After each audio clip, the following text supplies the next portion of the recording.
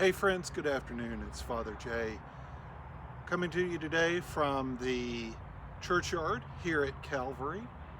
We are so grateful for all of y'all who have contacted us, sent us an email or text message or a phone call and let us know how much you appreciate the services that we have been working to put together on Sunday mornings. And of course, we want that worship to be beautiful and edifying and really an opportunity for us to be drawn together in the Spirit.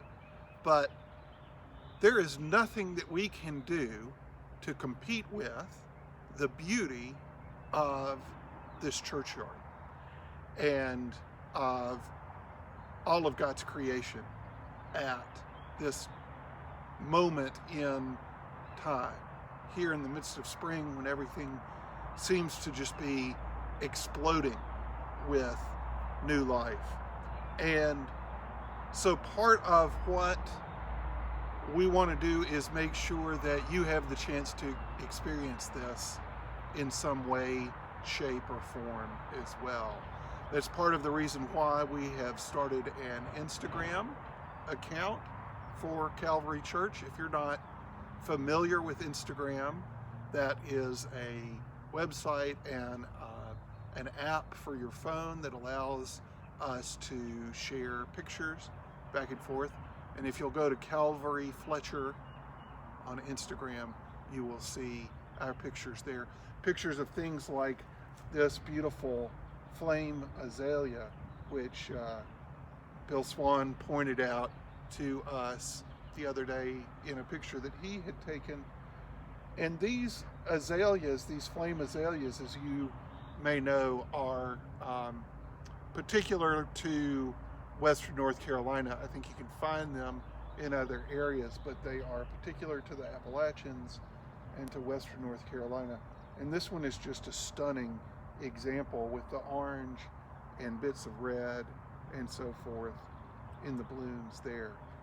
And really, this whole churchyard has been nurtured over the years by caring parishioners to help people who come here experience a sense of closeness to the creator of all of this as they are here visiting ancestors, burying relatives, or just coming to find a little peace in the midst of a hectic world. That's the value of this space that we have. That's really the value of our created world and the places that we live. And one of our parishioners, Scott Bailey, has sent us a video where he talks a little bit about his experiences in God's creation and outdoors. And I want to share that with you now. I get it. Going nowhere sucks, especially when you're used to living a completely different kind of lifestyle. I spent the last 15 years of my life going nowhere, wondering why I couldn't do the things that I wanted to do, things that I had enjoyed doing, and things that I had studied to do. Moses spent 40 years of his life tending sheep in Midian after living as a prince of Egypt. I wonder what he thought and felt leaving cosmopolitan Egypt with the influence and power behind, going to rural Midian to babysit sheep. The Israelites spent 40 years going nowhere in the wilderness, all the time complaining about it, wishing they were back as slaves in Egypt. And Paul writes about Jesus that he gave up his position of equality with God to take on human form, even being stuck in a backwater called Nazareth as a carpenter without the full rights of Roman citizenship. Talk about going nowhere. The restrictions that we're living under during this time of COVID-19 feel a lot like the road to nowhere because of the many activities that we cannot do. So how do we cope with this road to nowhere that we find ourselves on? One of the most helpful things that we can do is simply to get back into a schedule of some sort. Even though there are many activities that we cannot do right now that we might be used to doing, the security of a schedule that's the same day to day and from one week to the next will give us the comfort level that we need to function in an uncertain time like this. An important part of that schedule is worship. Personal worship includes things like reading the Bible, meditation, praying, and even listening to music, Christian and possibly not. Another act of worship is to give to other people that have need. And we at Calvary have a wonderful history of giving to those in need. You might not know somebody personally affected through job loss or other loss of income, but if you do, I encourage you to give directly to them, even if it's your hairdresser or someone else that you know. And if you don't know anyone personally affected, that's okay. You can still give to the food pantry and other organizations that are helping people in need as a result. As you give those gifts, remember to pray for the people that you are helping. It's important to keep your mind engaged and to stay connected with other people. So look for books to read and also spend time writing letters or cards or calling people that you know, even if you don't know them well. And especially focus on those people that are more vulnerable who cannot get out during this time of uncertainty because of the restrictions and the danger. Staying active is another important thing. I like riding my bike and playing tennis because they allow me to stay at least 6 feet away from someone else while still being active.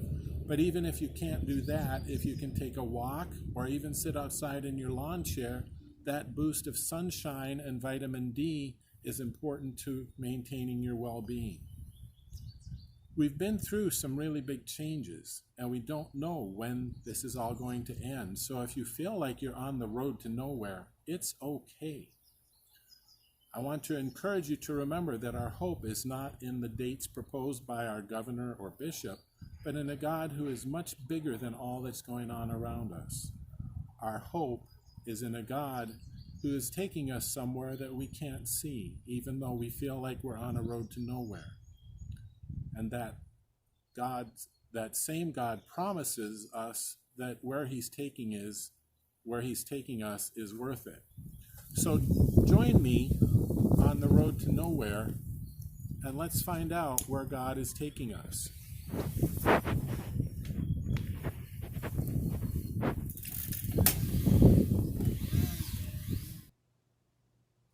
Scott, thanks for sharing with us a little bit of your passion for the outdoors, a little bit of your wisdom on how we might move through these times, and a little bit of your humor too.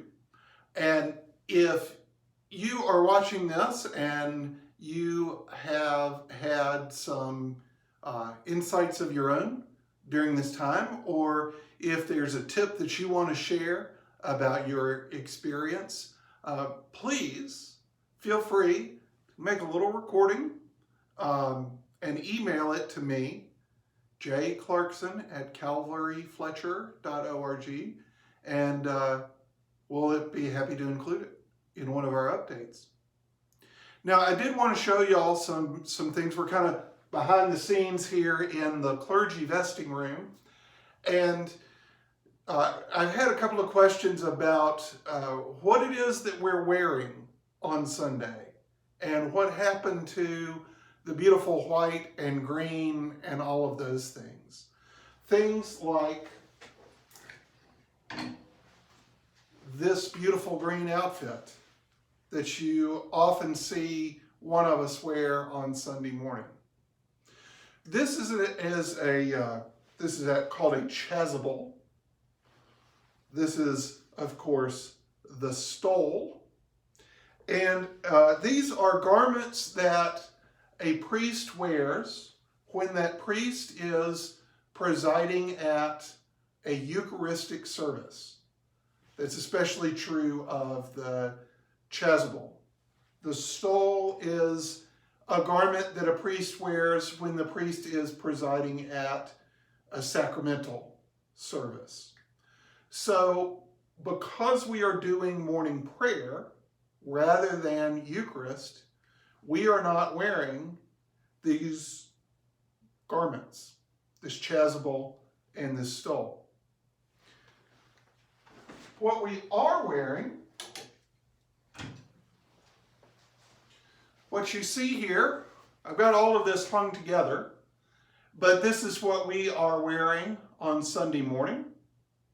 Of course, this white outer garment, this is what is called a surplice. It goes over, you see the choir wear these, you see the chalice bearers wear these, but that white surplice goes over this black cassock. This cassock is a floor-length garment, goes all the way down to the tops of my shoes. And this is the basic streetwear, the basic garment for a clergy member. The white surplice goes over it. And actually, what you're so often used to seeing us wear, these white albs, they are a version of that white garment that goes over the black cassock. But we don't usually wear a cassock underneath our albs. But we are wearing them underneath our surplice right now. So you got the cassock, you got the surplice, but what you may be asking is the deal with the black. Now, let me put this away.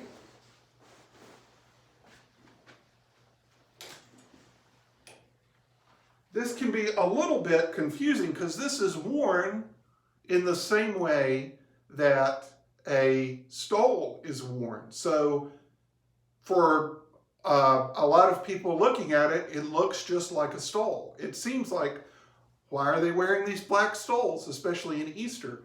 But this is actually, it's called a tippet, or sometimes you'll hear it called a preaching scarf.